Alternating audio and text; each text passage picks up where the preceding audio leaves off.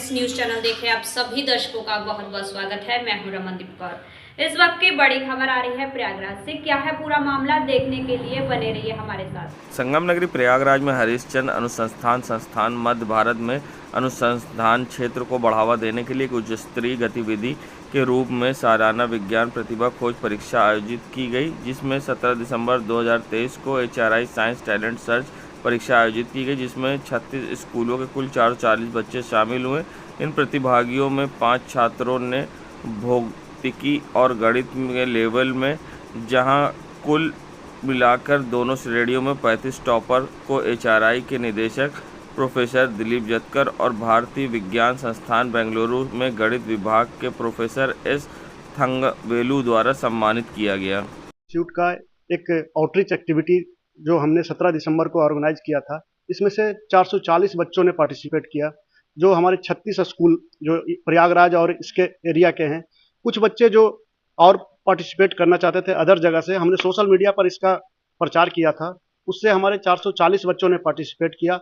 आज उनका prize distribution किया गया, जिसमें से 35 बच्चे प्राइज आज लेने के लिए आए हैं।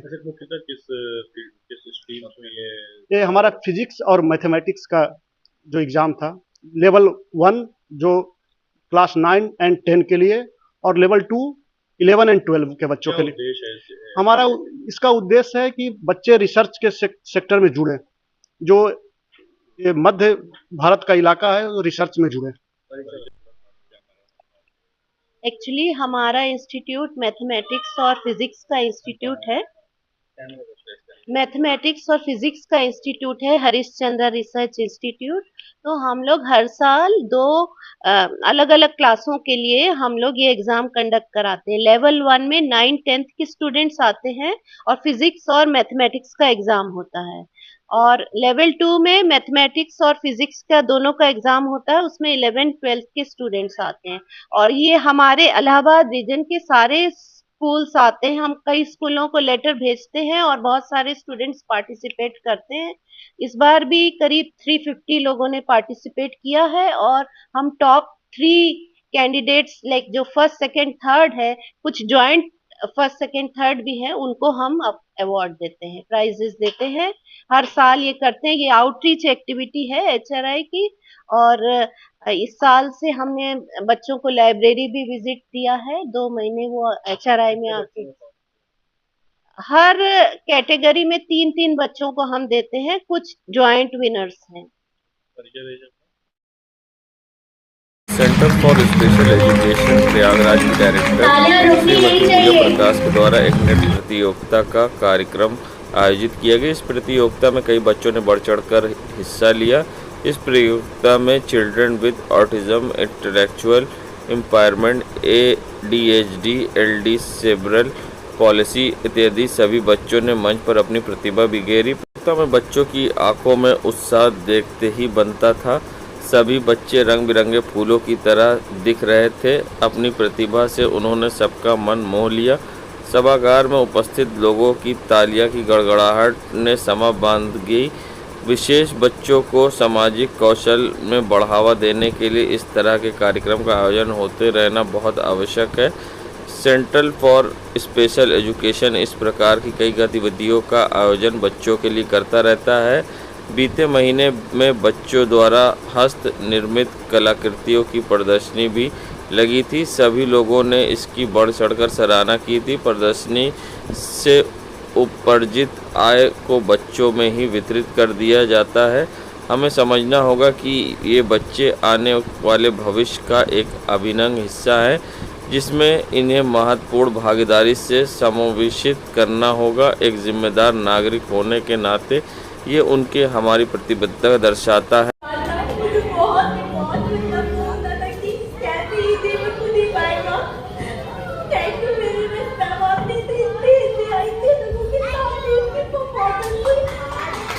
आज रोने का दिन नहीं है, आज रोने का दिन नहीं है।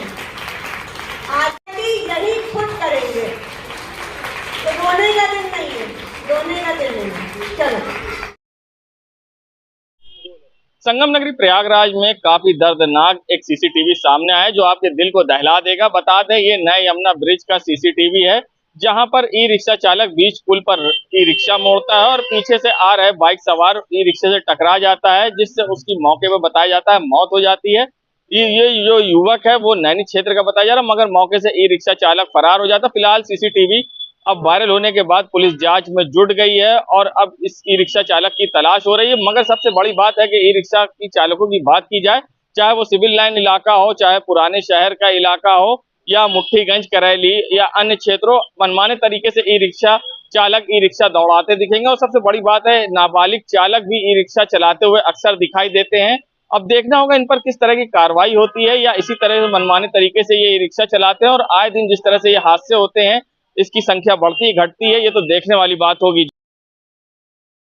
मुट्ठीगंज इलाके में जहां भारत टिम्बर हाउस में आग लगी थी और फायर ब्रिगेड ने आग पर काबू पा लिया था और आग बुझा दिया था, करीब 8 फायर टेंडर लगाकर।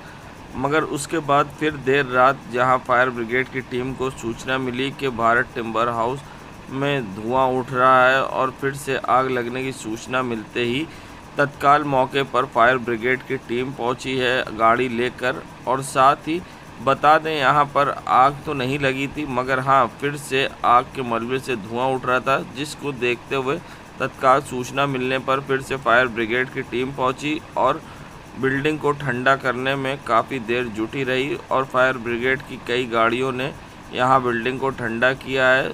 जहाँ सुरक्षा के दृष्टिगत सूचना मिलते ही तत्काल फायर ब्रिगेड की यहाँ टीम पहुंची थी और बिल्डिंग में फिर से पानी से उसने ठंडा किया है।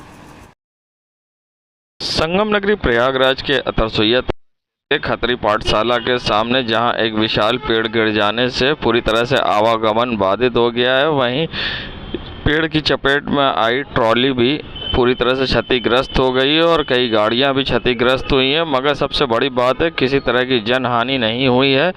पेड़ गिरने से रास्ता पूरी तरह से बाधित हो गया है। विशाल पेड़ गिरने के कारण आवागमन अब बाधित हो गया है। अब देखना होगा नगर निगम के द्वारा इस पेड़ गिर जाने के बाद इसके कब हटाया जाता है, जिससे कि आवागमन फिर से सुचारू रूप से चालू हो सके। मगर यहाँ पर पेड़ गिरने के कारण जहाँ आवागमन बाधित हुआ है, साथ ही बिजली आपूर्ति भी बाधित हो गई है, क्योंकि पेड़ गिरने से कई बिजली के तार भी टूट गए हैं।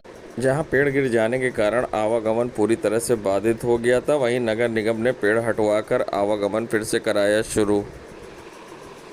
देश दुनिया की खबरों के लिए world media times news channel को सब्सक्राइब करें।